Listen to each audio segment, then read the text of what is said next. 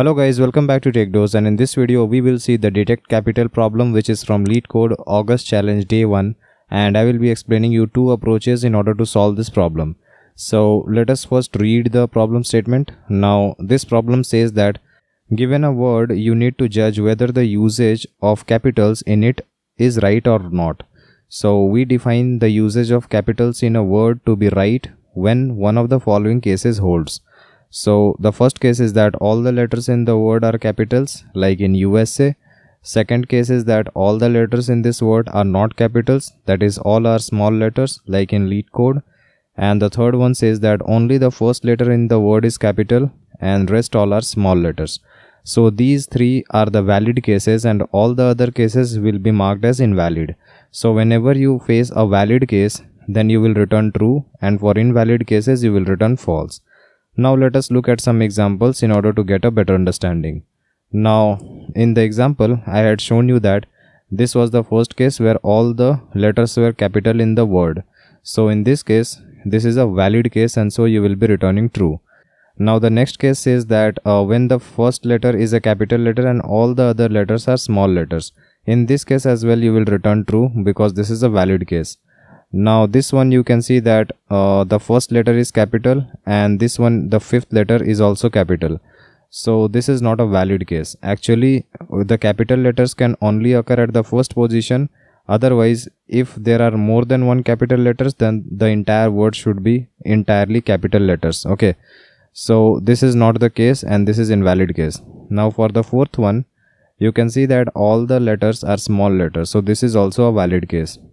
I hope you understood the cases. Now our goal is to return true for the valid strings and return false for the invalid strings. Now let us look at the rules. So the first rule says that a word can have all the uppercase or all the lowercase letters. Second rule says that a word can start with one capital letter followed by all the lowercase letters. So all the other combinations will be marked as invalid. Now I have given some examples. First three examples are invalid. In the first example, this third letter is capital. But the rule says that if you are having capital letters, then either the entire word is composed of entirely capital letters, otherwise the capital letter should occur at the first position. But in this case, only one capital letter occurs and this is at the third position, so this is invalid. Now for the second case, the same thing happens, that is the capital letter is occurring at the second position and this is invalid. For the third case, there are two capital letters. First one is at first position, so this is a valid position. But we are having two capital letters and the second one is at fourth position, so this is invalid. Now the third case is correct because the capital letter is only at the first position, so this is valid. And the last word is also valid since we are having capital letters at all the positions. So I hope you understood the rules. Now I will be showing you two approaches to solve this problem. So the first approach is very intuitive, which is by covering all the cases. So what are all the cases? There are basically three cases. What are those three cases? The first letter is either a capital letter or a small letter. So you can say that you are having two number of cases and within that you will be having a total of three cases. So when the first letter is capital, then either all the other letters will be small or all will be capital. So these are the two cases for the first letter being capital. If the first letter is small, then all the other letters will have to be small. There is no other choice. So total number of cases are 3.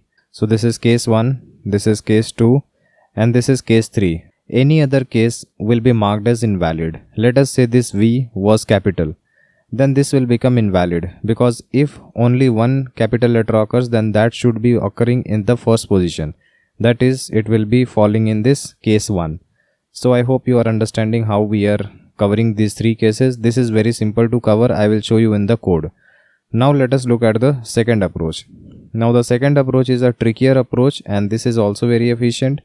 In this case, what we will do is we will just parse the string and count all the capital letters. So in this case, I have taken the example of severe.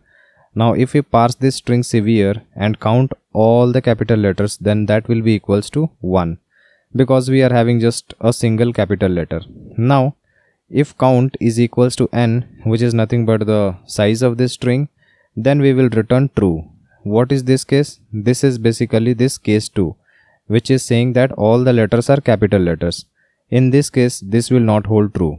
Now the second one says that if count is 1 and the first character is uppercase. In this case, our count is 1 and our first character is uppercase. So this is matching this case 1 and therefore we will be returning true. Okay. Now let us look at the second example.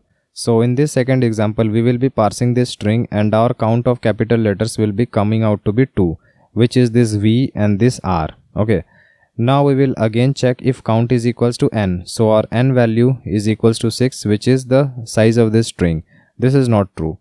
Now we will check if count is 1 and the first character is uppercase. So count is not 1, this is 2. Now the third one is saying if count is equals to 0, then we will be returning true. Now this is the case for this one, all small letters.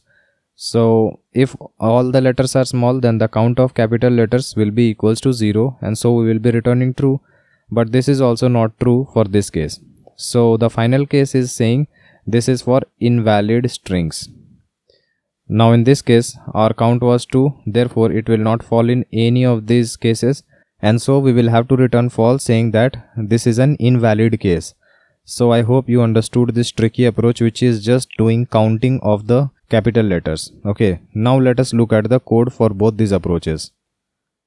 Now this is the code for the first approach. This is the isLower function and isUpper function to check if the given character is uppercase or lowercase. Now the detect capital use function will be called with the given word and then I will be finding the size of this word. Now this is case 1, which will check if the first character is lowercase. So if the first character is lowercase, then all the characters should be lowercase. Then we will return true, otherwise we will return false. If the first character is uppercase, then we will check if all the characters are uppercase. Then we will return true. And if all the characters are not uppercase, let me show you. Okay. Now if all the characters are uppercase, then we will be returning true. Otherwise, if the first character was uppercase and all the characters are not uppercase, then we will be checking if all the subsequent characters starting from the second character is lowercase. So if the first character is uppercase and all the subsequent characters are lowercase, then we will be returning true. Otherwise we will be returning false. Okay, so this is the entire approach for the first one, that is the first method which I had explained. Now this is the approach for the second one, which was the trickier method. It is based on counting. So this variable upper will be counting the number of uppercase letters. So I will just be traversing the string and I will count the number of uppercase letters. After counting, I will check for the 3 conditions which I had mentioned. If the uppercase letters are equals to n, that means all the letters are capital. Okay. And if all the letters are capital, then we will return true. Otherwise, if uppercase count is 0, this means that all the letters are small. And if all the letters are small, then we will be returning true. Otherwise, if the first letter is capital, that is, it is falling in the range of A to Z. So if the first letter is capital and the uppercase count is 1, then also we will be returning true, like this one. Okay. Otherwise, if our string is not falling in all these 3 cases, then that string will be marked as invalid and so we will be returning false. So this is the entire code and these are the 2 approaches. I hope you were able to understand it. If you have any other doubt, then feel free to comment below and I'll try to help you as soon as possible. Like and share our video and subscribe to our channel in order to watch more of these programming videos. See you in our next video. Thank you.